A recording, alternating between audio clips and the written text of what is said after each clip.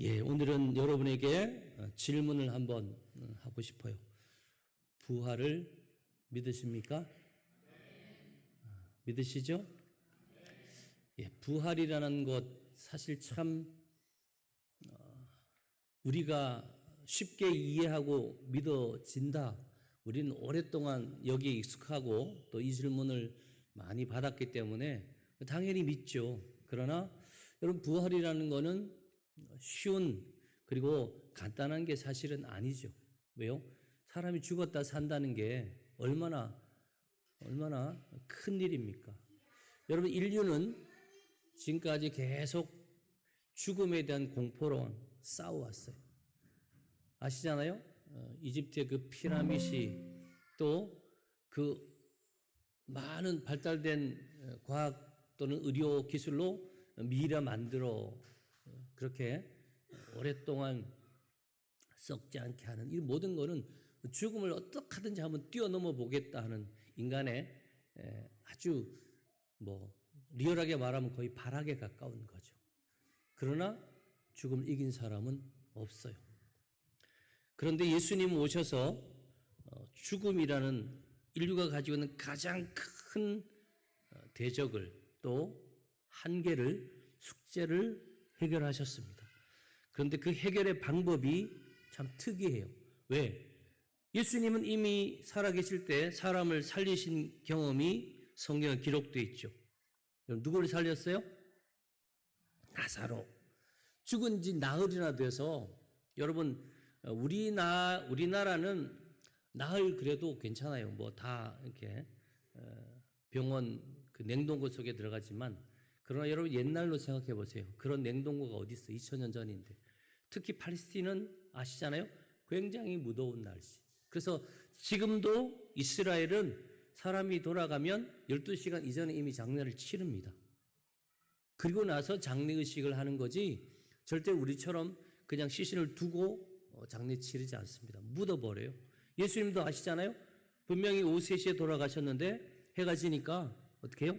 사람이 해가 지고도 나무에 달려있으면 이건 저주거든요. 그러니까 죽이기는 죽여도 마지막 배려가 뭐냐 하면 밤이 되어 그 나무에 그냥 달아두는 게 아니고 밤 되기 전에 시신을 내려가지고 그 시신을 세마포에 싸서 무덤에 넣는 거예요. 그러니까 절대로 죽은 사람을 그냥 두지 않아요.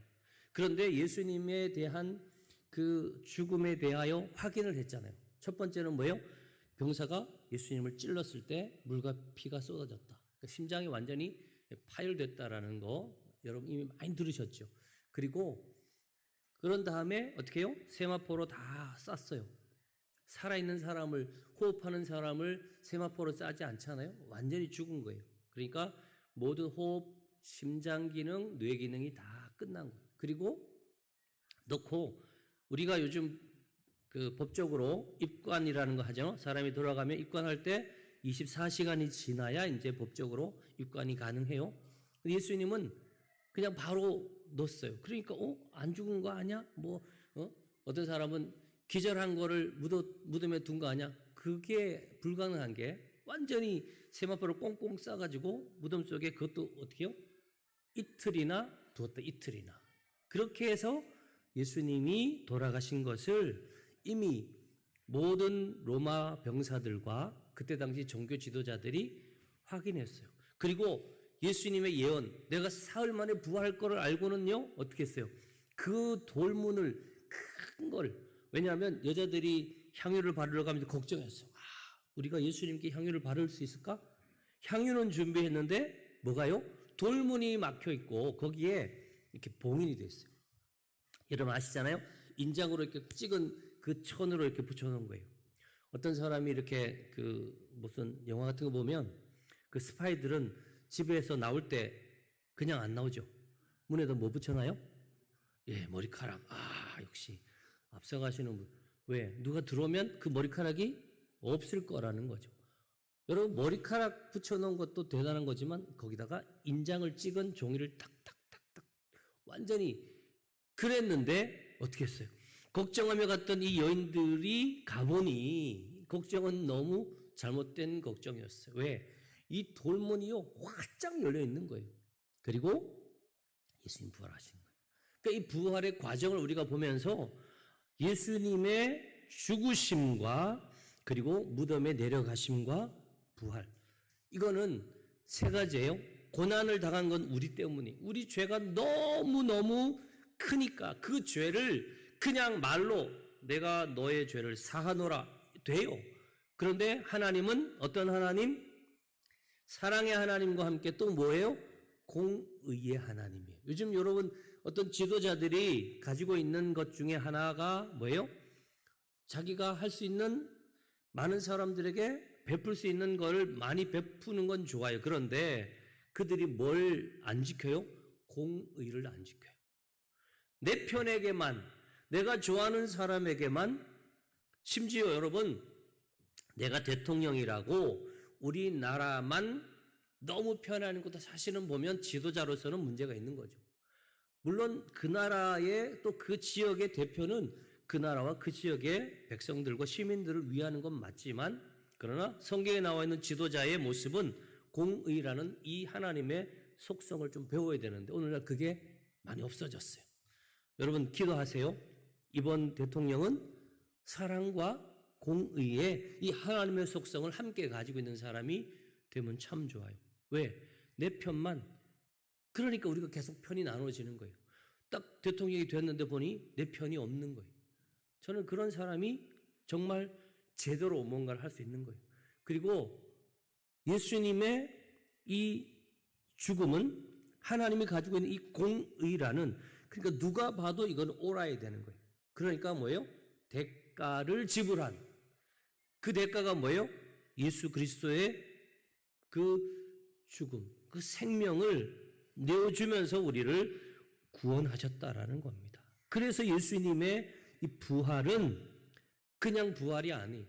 그냥 죽었다 산 거로 보면 안 되고, 제가 얘기했죠? 예수님은 몸도 죽었지만 그분이 십자가에서 소리쳤죠? 엘리 엘리 라마 사박다니. 이건 뭐예요? 하나님 어찌하여 나를 버리셨습니까? 그 아들, 그리고 삼일체 하나님이시지만 하나님은 예수님이 십자가에 달리신 순간에는 하나님이 어떻게 해요? 외면했어요.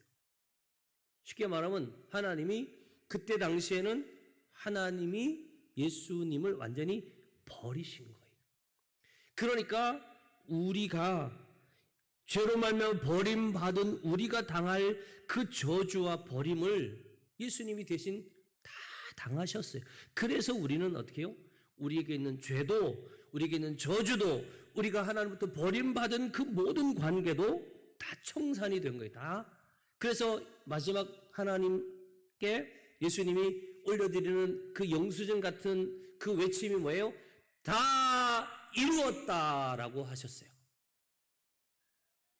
그 다 이루었다라는 예수님의 외침이 우리에게 있는 모든 죄, 또 우리가 가지고 있는 모든 저주, 우리가 당해야 될 그 모든 고난과 핍박들, 그 모든 것들에 대하여 값을 치렀다라는 것이 예수님의 고백이었다라는 겁니다.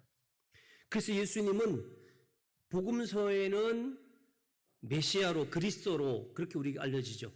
여러분 예수라는 이름을 처음 알려준 그 천사가 뭐라고 얘기했어요? 아들을 낳으리니 이름을 예수라 해라. 그러면서 뒤에 설명을 했어요. 이는 그가 자기 백성을 저들의 죄에서 구원할 자다.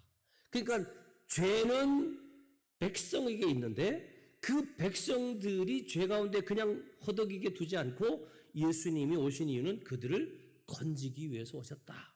그렇게 예수님의 이름 안에 이미 그리스도, 우리를 구원하는 구세주라는 의미가 담겨 있어요. 그래서 사도 바울은 예수님에 대해서 계속 소개합니다. 예수님의 죽으심은 우리를 향한 하나님의 사랑의 확증이다. 여러분, 누군가가 가족이든 친구든 또는 배우자든 아니면 뭐 연인이든 간에 말은 맨날 해요. 사랑합니다. 사랑합니다. 말뿐이야. 말뿐이면 안 되죠. 결혼 기념일이 언제예요? 10월 9일. 꽤 많이 지나갔는데 어떻게 좀 괜찮았어요? 지금까지 결혼 기념일? 고개가 끄덕이긴 한데 약간 아쉬워. 올해는 또 다른 10월 9일이 되기를, 조금 더 업그레이드된 10월 9일이 되기를. 여러분, 말로만 사랑한다? 물론 그것도 안 하는 것보단 낫죠. 경상도 남자처럼 아는 뭐 이렇게 하면 안 돼요. 근데 우리는 뭐예요? 성경의 형제들아, 너희가 말과 혀로만 사랑하지 말라. 행함과 진실함. 그 행함만 얘기하자. 어떤 사람은 말을 이렇게 말로 하는 것을 대신할 수 있는 것은 행동이라고 생각하잖아요. 우리는 그죠? 왜 말로 해? 행동으로 해. 근데 성경은요, 행동만 써 있지 않아요. 뭐요? 진실함이 써 있어요. 이건 뭔 말이에요? 말하라고 말로만 하지 말라고 그러니까 행동으로만 하는데 그 안에 뭐가 없어요? 진실함이 없어요. 그래, 사. 이번에 뭐 어디 갈까? 맛있는 거 먹으러 가지. 이게 아니라는 거죠. 그 안에 정말 진실한 사랑이 담겨 있어요. 그러면 이 말을 하신, 이 성경 말씀 우리에게 주신 하나님은 어떤 분일까요? 말로만 아니고 행동도 하셨지만 그 안에 뭐가 담겨 있어요? 진실함이 담겨 있어요. 진실함이. 그래서 예수님은 그 모든 고난의 순간에도 우리에게 보여주신 게 있죠. 뭐예요?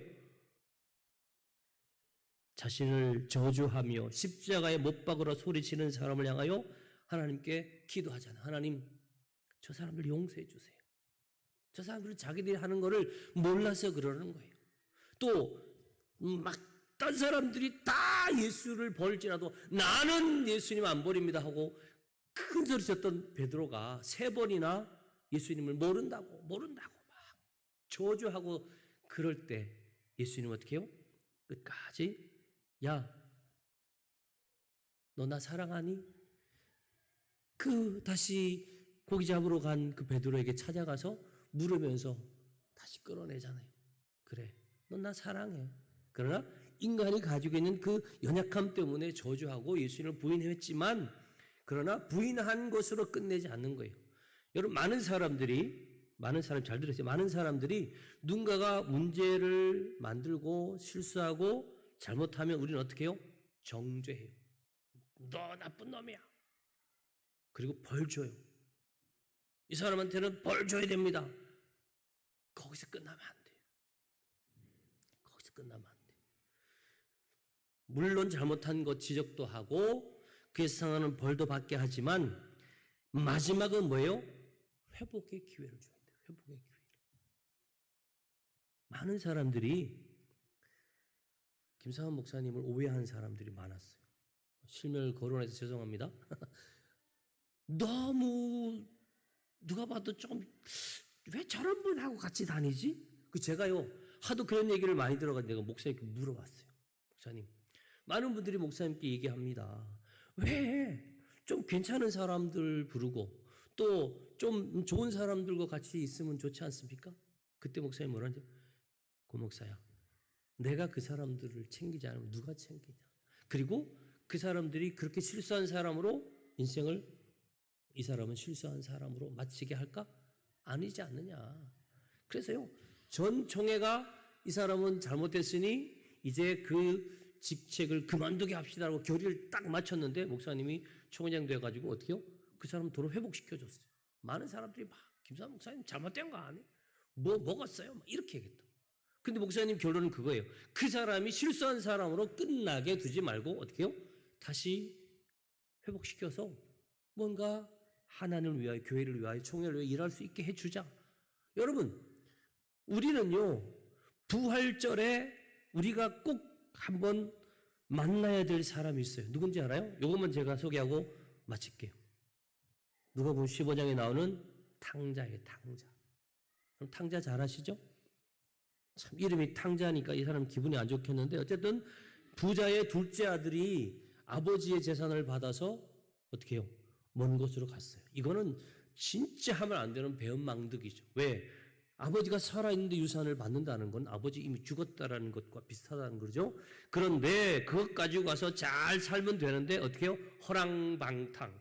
완전히 탕진해 버렸어요. 그리고 나서 이제 흉년이 들어서 막 돼지랑 같이 뒹굴다가 딱 우리 아버지 집에 가면 종도 배불리 먹는데 내가 이게 뭐냐? 그리고 갔어요. 자, 여러분, 그 죄를 지어가지고 고개도 못 들고 겨우 아버지 집으로 가는 그 탕자를 멀리서 본 아버지가 어떻게 했다고요? 뛰어가서 목을 안고 반갑게 안아주면서 막 뽀뽀도 했겠죠. 그러면서 어떻게 해요? 씻기고 옷 갈아입히고 신발 신기고 가락지 끼워서 그리고 소잡아서 잔치하면서 뭐라고 했어요? 그때 아버지가 한 말. 이 말이 중요해요, 여러분. 제가 성경을 그대로 읽어드릴게요. 이 내 아들은 죽었다가 다시 살아났으며. 안 죽었어요. 분명히. 목숨은 살아있었는데 왜 아버지는 이 아들이 죽었다가 다시 살아났으며 라고 했을까요? 그 다음에 뒤에 이제 그 형이 들어와서 항의하잖아. 아버지, 나한테는 염소 한 마리도 안 잡는데 왜 저 아버지 가산 다 탕진한 놈에게 손을 잡습니까? 이럴 때 내 동생은 죽었다가 살아났으며 똑같이 얘기해요. 여러분 보세요. 우리는요 몸이 살아있으면 살아있는 거예요? 아니에요. 어떤 사람은 부활은 내가 죽은 다음에나 있는 것으로 알지만 성도의 부활은 꼭 그것만 아니라는 거죠. 몸의 부활은 우리가 죽고 난 다음에 얻는 거지만 우리 영혼의 부활과 우리 삶의 부활은 지금도 일어날 수 있어요. 다시 말하면 죄로 말미암아 하나님 형상에서 타락한 우리들을 예수님이 어떻게 해요? 십자가로 부활시킨 거예요. 그래서 몸은 그대로 있지만 우리 영혼은 어떻게 해요? 죽었던 우리가 살아난 거예요. 영영 지옥불에 던져질 우리가 저 하나님 나라의 백성이 된 것. 이건 뭐예요? 영혼의 부활이죠. 그러나 이 탕자처럼 우리가 하나님께서 우리에게 주셨던 그 삶에서 우리의 신앙의 그 모습이 망가져서 내가 제 기능을 못했어요. 하나님 원하는 삶을 내가 못 살았어요. 그럼 어떻게 돼요? 하나님은 그런 사람 버립니까? 안 버린다라는 거예요. 그런 사람을 다시 일으킬 때 하나님은 뭐예요? 죽었다가 살아난 아들과 같이 여기는 거예요. 이 부자 아버지가 그 자식을 죽었다가 다시 살아난 것으로 받아들이듯이 하나님은 우리를 어떻게 해요? 완전히 새롭게 한다는 거예요. 이건 우리가 창피하라고 제가 드린 말씀이 아니고 뭐예요? 기대하라는 거예요. 왜? 하나님은 우리를 새롭게 창조하시는 거예요. 그래서 내 삶의 모습이 어떤 상태에 있든지 상관없어요. 모든 사람에게 손가락질을 받는 사람도 그리고 도저히 자식으로 할 수 없는 아버지에게 이렇게 정말 아주 나쁜 일을 한 그 아들도 회복하시는 그 아버지처럼 하나님 또한 우리를 어떻게 한다고요? 회복하시는 분이. 그래서 여러분의 삶 하루하루가 바로 부활절이 되시기를 축복합니다. 어제의 나의 모습은 모자랐어요. 어제의 내 모습은 마음에 안 들었어요. 어제의 내 모습은 분명히 사람들에게 지탄도 받고 많은 사람들이 내 모습을 보면서 손가락질 할 수밖에 없는 그런 모습이었을지라도 오직 한 분 하나님은 우리를 어떻게 해요? 부활시키시는 거예요. 우리의 영혼의 부활, 모든 삶의 부활, 우리의 신앙의 부활 다 어디에 있다고요? 예수 그리스도의 십자가를 통과하면 우리에게 주어진다라는 거예요. 어릴 때 부흥사들이, 목사님들이 뭐라고 자꾸 얘기하는데요. 저는 발음이 조금 이상해가지고 좀 그렇게 들었어요. 뭐라고 그런지 알아요? 예수 부활, 내 부활. 이거 웃으라고 하는 얘기인데 안 웃네요. 예수 부활, 내 부활. 그래서 우린 어린 아이들은 맨날 부활 비슷한 말을 많이 했거든요. 불알 이런 것들. 그래서 내가 예수 부활, 내 부활 이런 줄 알았는데 알고 봤더니 예수 부활, 내 부활. 여러분 그렇습니다. 예수님의 부활이 우리의 부활, 내 부활의 첫 열매라고 그랬어요. 그건 뭐예요? 예수님 부활하셨으면 나도 부활할 수 있고, 예수님이 첫 열매니까 이제부터는 뭐예요? 주르르륵 계속해서 그 열매가 맺힐 것이다라는 것이죠. 성경은 우리에게 말씀하십니다. 만일 우리가 그의 죽으심과 같은 모양으로 연합한 자가 되었으면 또한 그의 부활과 같은 모양으로 연합한 자가 될 거다. 또 요한복음 5장에는 선한 일을 행한 자는 생명의 부활로, 악한 일을 행한 자는 심판의 부활로 나온다. 여러분, 많은 사람들이 생각하는 이 부활은 우리가 기억해야 돼요. 착한 사람, 예수 믿은 사람만 부활할 줄 아는데 여러분 아니, 오산이 모두가 다 부활해요. 다시 예수님 재림할 때 다 부활하는데요. 문제는 뭐예요? 그 부활 이후에 한 사람은 생명의 부활인데 한 사람은 뭐예요? 심판의 부활. 차라리 부활 안 하면 그냥 죽어버리면 끝인데, 왜? 이 생에서도 많은 사람들이 자기 삶이 마음에 안 들어서 그냥 끝내는 사람 있죠. 그러나 그런 사람들조차도 다 다시 부활하는데 심판의 부활로 나온다라는 거예요. 이처럼 우리는 예수 그리스도를 믿는 믿음을 가진 자나 그렇지 않는 자나 마지막 심판대 앞에 선다는 걸 기억하면서 오늘 하루 내 삶을 주님께 맡기고 주님 부활하심에 나도 참여할 수 있도록 주님이 우리에게 원하시는 그 삶, 예수님처럼 모두를 사랑하고 품고 더 나아가서 예수 그리스도의 그 낮아지심처럼 겸손한 모습으로 또한 예수님이 모든 사람을 다 품으신 것처럼 우리는 더 이상 나눔과 차별이 아닌 하나됨과 용서와 포용의 삶을 살아가는 우리 모두가 되기를 간절히 축원합니다. 좋으신 하나님 아버지, 주님이 우리 한 사람 한 사람의 아닌 나의 모든 죄 대신 지시고 죽으셨습니다. 주님이 내가 당해야 할 모든 저주도 또 하나님께 버림받는 그 형벌도 대신 당하셨습니다. 이제 우리는 주님이 십자가에서 흘리신 그 피에 몸에 참여하고 부활의 그 영광도 또 주님 선포해 주신 평강과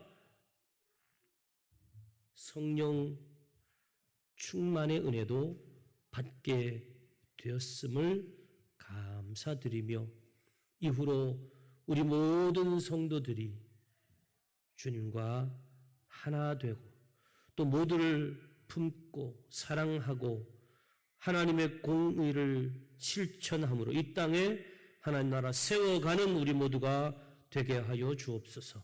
예수님 이름으로 기도하옵나이다. 아멘.